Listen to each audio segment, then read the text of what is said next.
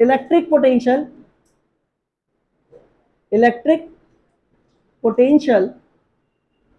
Due to uniformly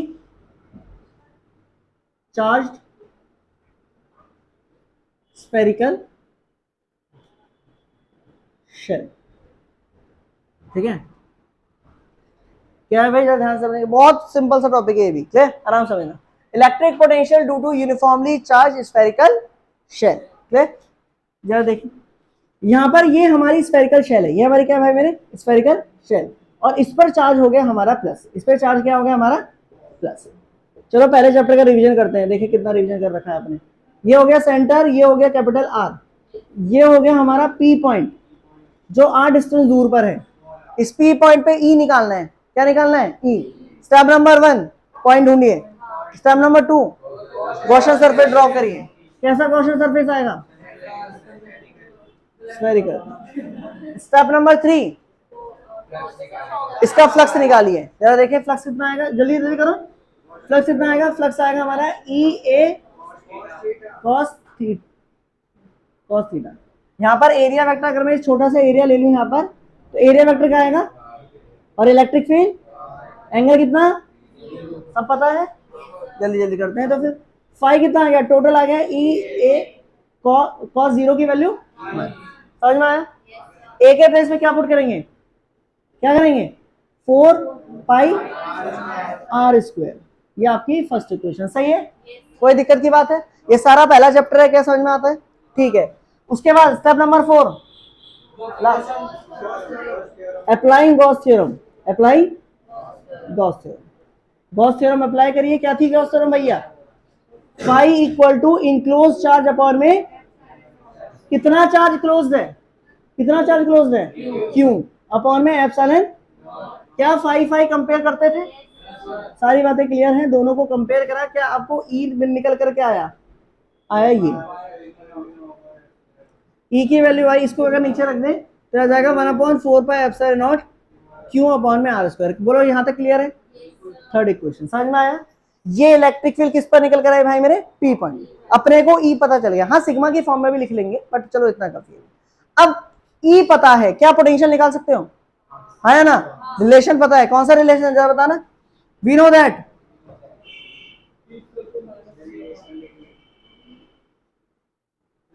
E equal to minus का dv upon में dx, कभी dx होगा, कभी dr होगा, कभी dl होगा, कोई लड़ाई वाली बात नहीं है, क्लियर। यहां पर r है तो यहां पर r ले लूं चलेगा, डिस्टेंस ही तो यार, किसी से भी मेजर लिख लो। सो E इक्वल टू माइनस का dv अपॉन में dr। क्या भाई आपको E की वैल्यू पता है, क्या यहाँ पर फेंक के मैं v निकाल सकता हूँ, चलो तो देखें। dv कितना आ जाएगा, माइनस का E D R, cross multiply minus उत्तर चला गया, समझ में आया, सही है। ई की वैल्यू फेंक के मार,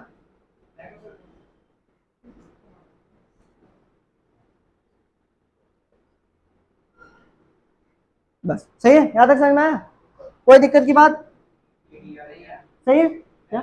ये यहां तक तो यार समझना ही नहीं है, इसके आगे नई नई चीज तुम्हारी यहाँ आ रही है बस। अगर हमें टोटल पोटेंशियल निकालना है तो क्या इंटीग्रेट करेंगे कि नहीं करेंगे, इंटीग्रेशन की लिमिट बताएं, 0 से इसकी लिमिट सोच के बोलना, इन्फिनिटी से एक पॉइंट लाएंगे, पी पॉइंट पे रखेंगे तभी तो पोटेंशियल आएगा।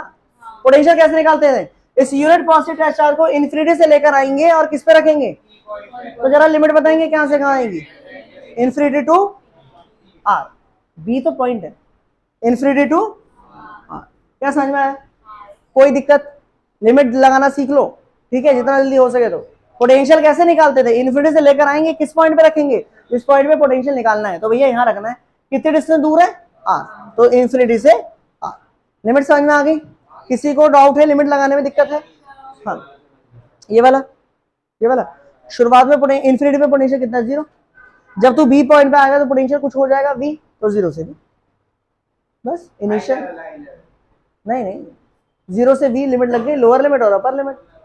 पहले पोटेंशियल कितना था 0, बी पॉइंट पे जब आया तो पोटेंशियल कितना हो गया वी, तो 0 से वी, जैसे यहां पर हो गया इन्फिनिटी से आर, क्लियर है, बस इंटीग्रेट करना है, आ जाओ जरा देखें, डीवी का इंटीग्रेशन क्या हो जाएगा वी, डीवी का इंटीग्रेशन क्या हो जाएगा वी, यहां पर कांस्टेंट क्या क्या जरा बताएंगे, Q 4 pi epsilon, are 1/r² को क्या r की पावर -2 लिख सकते हैं? क्या इन्फिनिटी से r लिख सकते हैं? देख लो ध्यान से, कोई दिक्कत की बात है या नहीं है?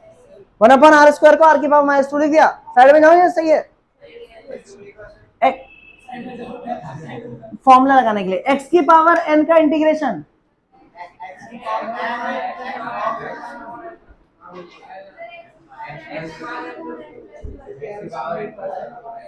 x की पावर n+1/n+1। तुमसे तो पूछना ही बेकार है कुछ।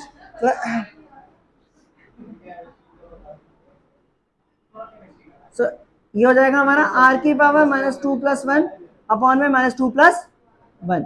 ये हो जाएगा इन्फिनिटी से r, कितना बना? r की पावर -1, और ये क्या हो गया? -1। क्या हो गया न्यूटन? तब सही ना दे रही और न्यूटन, तब सही ना बेटा? शकल बता रही है तेरी। माइनस इधर आ जाएगा, क्या प्लस को बना देगा इसको? सही है। तो भैया कहानी खत्म। मैं ज्यादा तो देखो पढ़ाता हूँ ही नहीं, तुम जानती हो मुझे, है ना।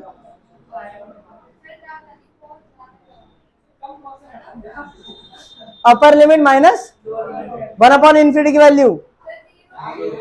तो भैया पोटेंशियल जरा बताएंगे कितना आया? कितना आया? 1/4πε0 Q में। ये तो यार फॉर्मूला वो देखा देखा सा लग रहा, वही वाला फॉर्मूला आ गया। कुल मिला के ये बात हो गई कि अगर एक बॉल है जिसपे चार्ज है तो उसके r डिस्टेंस पर पोटेंशियल उतना ही आएगा जितना एक पॉइंट चार्ज का आता था। सही है। सरफेस में बताएंगे कैसे निकला? ये आउटसाइड निकला, ये किसका निकला? अब सरफेस में तो यार निकालने की जरूरत नहीं, जरा बताना। सरफेस पर है, सरफेस पे क्या r इक्वल टू तो भैया पोटेंशियल कितना आया?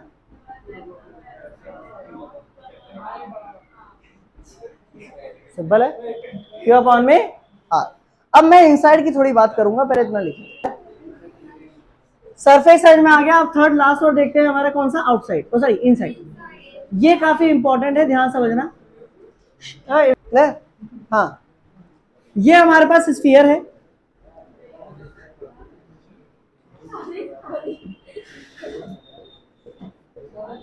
से बस ये स्फीयर है और हमें इनसाइड पोटेंशियल निकालना है। क्या निकालना है? Inside potential.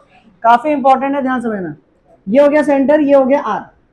अंदर अगर आपको याद हो इलेक्ट्रिक फील्ड 0 आई थी, मैं वो प्रूफ नहीं कर रहा। अगर हम जानते हैं अकॉर्डिंग टू गॉस थ्योरम, वो सारा जो मेथड हमने अप्लाई करा था, इनसाइड इलेक्ट्रिक फील्ड कितनी आई थी? 0। इलेक्ट्रिक फील्ड अगर 0 आई थी तो पोटेंशियल कितना होगा? अब सुनो, E इक्वल टू माइनस का dV/dr। सही। E के प्लेस में अगर मैं इसको पुट करूं तो 0 इक्वल टू माइनस का dV/dr। यहां तक भी सही है, कोई दिक्कत की बात नहीं है। अगर मैं क्रॉस मल्टीप्लाई करूं तो क्रॉस मल्टीप्लाई करके आ जाएगा dV इक्वल टू 0, यही आएगा, dV इक्वल टू 0। ठीक, अब इंटीग्रेट करते हैं दोनों तरफ। अब काम की बात है, सुनो। अगर मैं इंटीग्रेट करूं इसको 0 से V, एक 0 का इंटीग्रेशन क्या होगा? 0 का इंटीग्रेशन क्या होगा?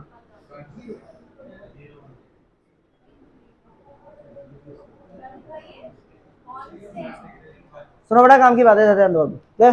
सुनो, एक कांस्टेंट का डिफरेंशिएशन जब हम करते हैं, डिफरेंशिएशन बात कर रहा हूं, एक सिंपल मैथ की चीजें समझ लो। एक कांस्टेंट का जब हम डिफरेंशिएशन करते हैं तो वो 0 दिखाता है, लेकिन अगर मैं 0 का इंटीग्रेशन दूं तो वो एक कांस्टेंट दिखाता है।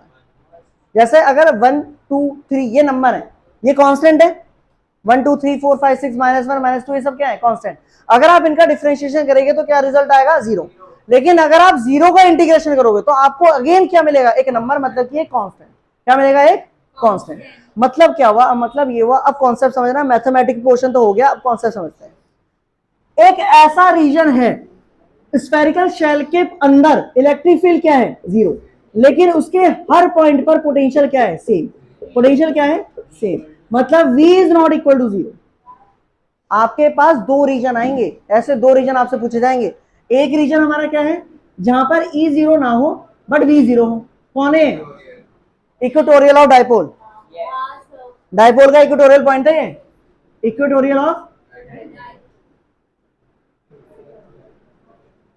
डायपोल के इक्वेटोरियल में अगर आपको याद हो इलेक्ट्रिक फील्ड 0 नहीं थी बट पोटेंशियल 0 आया था। बट पोटेंशियल क्या आया था? 0। लेकिन दूसरी जगह केस क्या है हमारे? इस वाले केस में क्या हो रहा है? इलेक्ट्रिक फील्ड तो जीरो है but potential is not equal to, ये कब आएगा? Inside of spherical shell, inside of, क्या ये वाली बात समझ में आती है? ये दोनों रीजन आपसे जरूर पूछेंगे, इसको याद करना, जरूर पूछेंगे आपसे। ये क्वेश्चन काफी बार और ज्यादातर कंपटीशन में पूछा जाता है।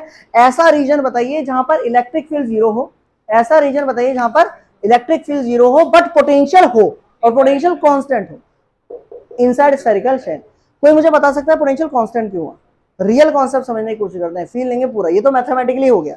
रियल में कोई समझा सकता है पोटेंशियल कांस्टेंट क्यों हुआ? हाँ, और कितना कांस्टेंट होगा जरा बता सकते हो? मैं बता रहा हूं कितना होगा, इतना होगा, इतना।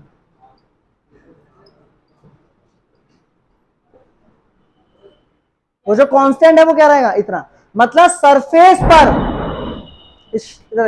सरफेस पर पोटेंशियल कितना आएगा? 1/4πε0 Q अपॉन में R। यहां से समझना, इसको कॉन्सेप्चुअल है बहुत। सरफेस पर पोटेंशियल कितना आएगा? 1/4πε0 Q अपॉन में R। अंदर भी इतना ही पोटेंशियल आएगा हर पॉइंट। तो क्या हुआ? पहली बार हो रही है, इधर सुनो, इधर इधर इधर इधर इधर, सरफेस पर भी पोटेंशियल क्या रहेगा? सेम। अब क्यों रहेगा वो समझो। ये स्फीयर है, ये हमारा क्या हो गया? स्फीयर। यहां से सुनते रहो इधर, ये हमारा क्या हो गया? स्फीयर। इस पॉइंट पे पोटेंशियल कितना आया? 1/4πε0 Q अपॉन में R, Q अपॉन में R। अब जैसे जैसे आप अंदर की तरफ जा रहे हैं पोटेंशियल क्या हो रहा है? बढ़ रहा है। पोटेंशियल क्या कर रहा है? सरफेस पे पोटेंशियल कितना आया? सरफेस पे पोटेंशियल कितना आया? उसके अगर आप अंदर चले गए, अगर आप बॉल के क्या चले गए? अंदर, तो उसके अंदर भी पोटेंशियल यही रहेगा, उसके अंदर भी पोटेंशियल क्या रहेगा? ये रहेगा। कोई आप मुझे एक बात बताओ, सरफेस पे आपको एक वर्क करना पड़ा, सरफेस पे आपको कुछ वर्क करना पड़ा कि नहीं करना पड़ा? उस वर्क से ये पोटेंशियल बना, उस वर्क से क्या बना? ये पोटेंशियल। उतना ही वर्क मेरे हिसाब से अंदर रखने के लिए भी तो करना पड़ेगा, क्योंकि अंदर तो इलेक्ट्रिक फील्ड ही नहीं है। लगाओ दिमाग, लगा सको तो। फिर से सुनो ध्यान से, मैं क्या कह रहा हूं। मैं ये कह रहा हूं इंफिनिटी से यहां पर रखने पे आपको वर्क करना पड़ा, सरफेस पे चार्ज रखने पे आपको कुछ वर्क करना पड़ा कि नहीं करना पड़ा? उतना ही वर्क आपको अंदर पॉइंट पे रखना पड़ेगा। मतलब इन्फिनिटी से Q पॉइंट पे वर्क भी क्या रहेगा? W। और इन्फिनिटी से P पॉइंट पे भी वर्क क्या रहेगा? क्यों? क्योंकि अंदर कोई फोर्स लगाने वाला नहीं, जो फोर्स यहां तक लगेगी वो अंदर नहीं लगेगी। क्या कॉन्सेप्ट समझ में आया? याद रखेंगे पोटेंशियल, नोट करो इसे जल्दी। उम्मीद है इस डायग्राम से, जो मैं आप डायग्राम बनाऊंगा उससे आपको सारे कॉन्सेप्ट क्लियर होने और हो भी जाएंगे। जरा देखें ध्यान से, याद करो इलेक्ट्रिक फील्ड का डायग्राम बनाया था, याद है? भूल गए?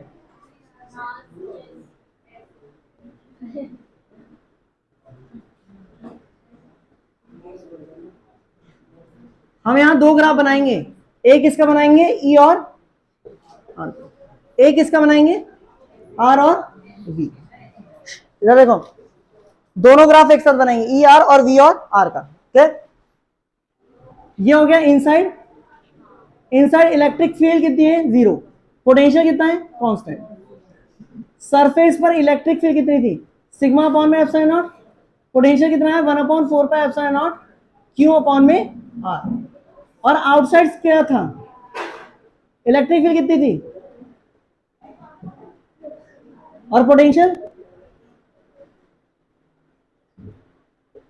ये सारे फॉर्मूले याद रखना। Inside electric field zero, potential constant, surface पे इलेक्ट्रिक फील्ड ये, पोटेंशियल ये, आउटसाइड ये। क्या? चलो बेटा ग्राफ स्टार्ट करते हैं। सेंटर पर इलेक्ट्रिक फील्ड की क्या कहानी थी? जीरो। सरफेस तक इलेक्ट्रिक फील्ड क्या रही? Electric field zero. Electric field क्या रही? ये ग्राफ बता चुका हूं। एकदम से सरफेस पे क्या हो गई? मैक्सिमम। और फिर ग्राफ कैसे डिक्रीज हुआ? ये ग्राफ पढ़ा रखा है इलेक्ट्रिक फील्ड का। अब पोटेंशियल का आ जाओ। सेंटर पे पोटेंशियल कितना था? Constant, not zero, constant. और सरफेस तक क्या रहा? कांस्टेंट। मतलब कुछ वैल्यू रही। ग्राफ कैसा आएगा? Straight line. ग्राफ कैसा आएगा? और वो कांस्टेंट की वैल्यू ये रही, सही है। उसके बाद सरफेस में मैक्सिमम था, सरफेस के बाद क्या वो भी डिक्रीज हुआ दूर जाते जाते? हाँ, वो भी डिक्रीज हुआ। ग्राफ आएगा कुछ ऐसे। ये दोनों ग्राफ है, उम्मीद करा, मतलब समझने की कोशिश करिए। इलेक्ट्रिक फील्ड जीरो है, पोटेंशियल यहाँ पर क्या है? समझ में आया? ग्राफ देख लो ध्यान से। सरफेस पे electric field zero, constant constant. देख लीजिए ग्राफ को, दोनों को समझ लीजिए एक बार।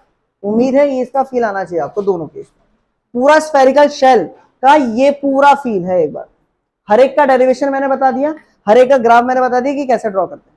समझ में आ गया? एक बार देख लीजिए ग्राफ को, कोई डाउट हो तो बताइए। डाउट है किसी को? सही है, नोट करिए, हमारा ये पूरा टॉपिक खत्म।